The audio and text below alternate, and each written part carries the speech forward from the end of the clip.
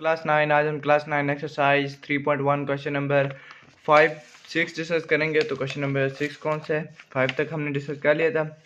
Which is the number of elements of the power set of each of the following sets. तो ये वाला हमने इसका question solve करना है। तो किस तरह करेंगे?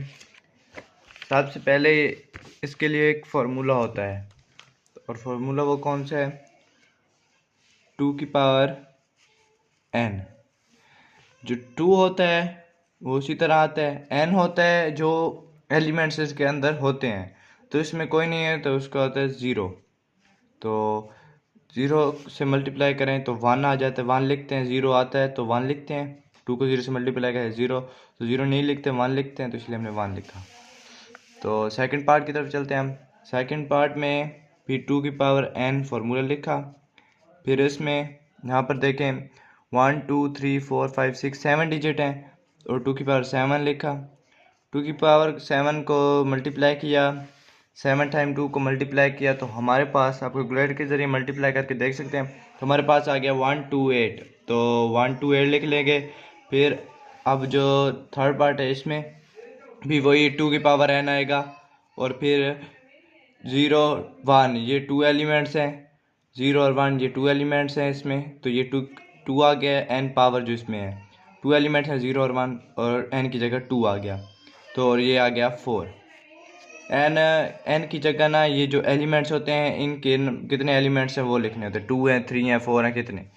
तो अब थर्ड पार्ट की तरफ चलते हैं। इसमें भी सबसे पहले 2 की पावर n हो जाएगा, और फिर वही 1 2 3 4 5 6 7 8 हैं, 8 एलिमेंट हैं। तो इसकी पावर 8 हो जाएगा, n की जगह 8 आ जाएगा। जब 8 टाइम मल्टीप्लाई करेंगे तो 128 आया था, फिर 2 से मल्टीप्लाई किया 128 को, तो हमारे पास आ गया 256।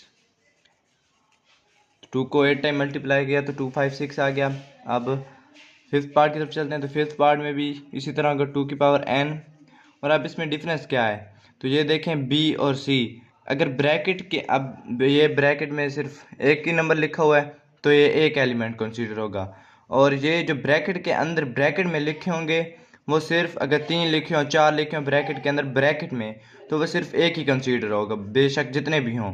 अब ये 2 लिखे हुए हैं ब्रैकेट के अंदर ब्रैकेट में, तो इसलिए ये एक कंसीडर होगा। तो ये एक, ये 2 हो जाएंगे, एक ये और ये एक 2, और ये हमारे पास आ गया 4। तो लास्ट पार्ट की तरफ चलते हैं। तो लास्ट पार्ट में देखें 2 की पावर n उसी तरह, और ये भी उसी तरह। ये देखें ब्रैकेट के अंदर ब्रैकेट, फिर ब्रैकेट, फिर ब्रैकेट, तो ये 1 एक नंबर, ये 2 और ये 3, तो ये इट्स मीन कि ये 3 नंबर हैं। तो ये 3 टाइम 2 को 2 को मल्टीप्लाई करेंगे तो हमारे पास जो आंसर आएगा वो होगा 8।